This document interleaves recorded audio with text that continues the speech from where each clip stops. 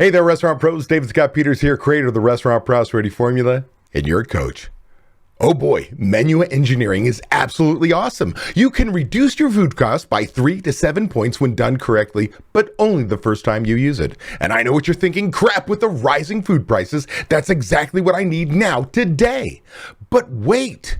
Menu engineering is not your secret weapon to lowering your food cost. Stay with me and I'll tell you why in just a second. Hey, if you like tips and tricks like this, do me a favor and hit that like button, hit that subscribe button, and oh yeah, that bell so you're notified when my next video tip comes out. And for more tips and tricks for running a profitable restaurant, make sure you subscribe to my podcast, Restaurant Prosperity Formula, found on all the popular podcasting services.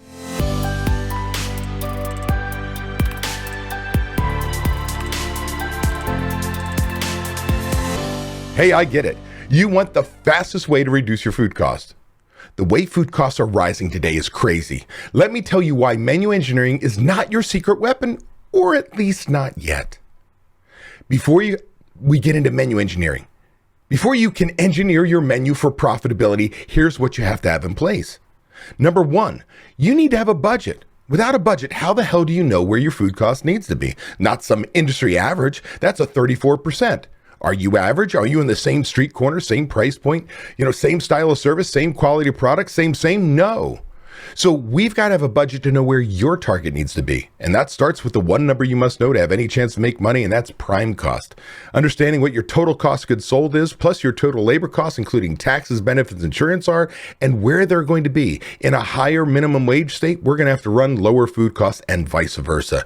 So it's going to be different for every restaurant. So let's find out what your target is so we know where to engineer your menu to. 2, recipe costing cards. You cannot do menu engineering without recipe costing cards. I've seen some menu companies say, hey, just tell me what your top cash contributors are. Well, I'm going to tell you right now, if you see me at a show and I'm speaking and teaching menu engineering, recipe costing cards, and you come up to me, because it happens every single time, you come up to me and you hand me your menu, say, hey, will you take a look at this? I say, yes. And they'll say, can you help me, give me some suggestions of what I should change? And I'll say, do you have accurate, up-to-date recipe costing cards? And if your answer is no, my answer is no, because I could actually re-engineer your menu to hurt your business.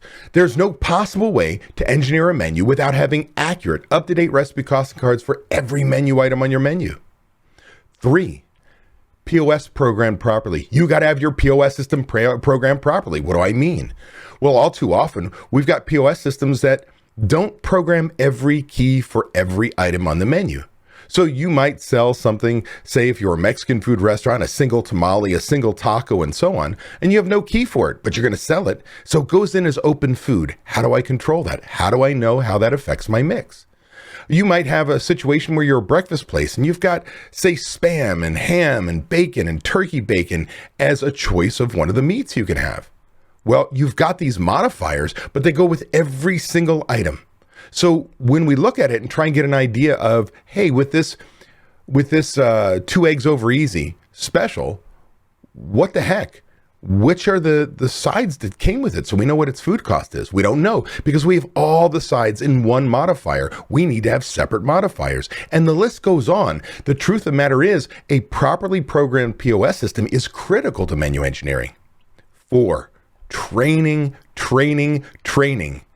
See, if you want to control your food cost, you need to have all your procedures set step by step by step, training on those procedures. All cooks, all prep cooks, heck, dishwashers if they're jumping in on the line or helping with prep.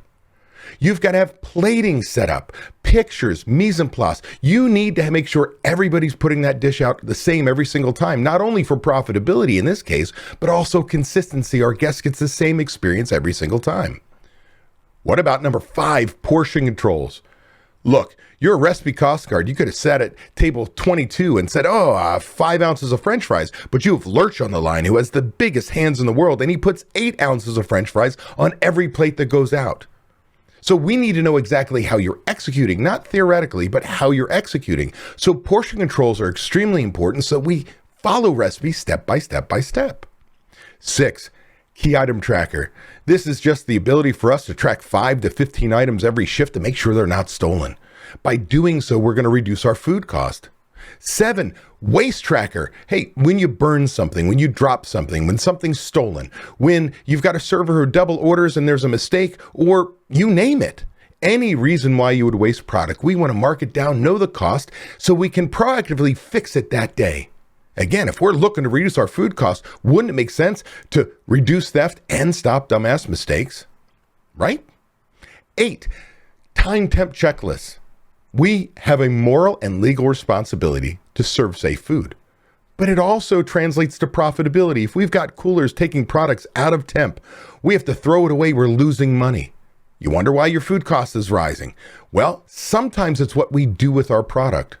Number 9, we need kitchen management on all shifts. I don't care if they're a line supervisor, a sous chef, a kitchen manager, a chef, executive chef. I don't give a rat's hoo-ha what the hell you call this person. Someone's in charge to make sure all those tools are being used on a daily basis, a shift-by-shift basis, because any system not used on a daily basis is worthless and you won't get any benefits from using it.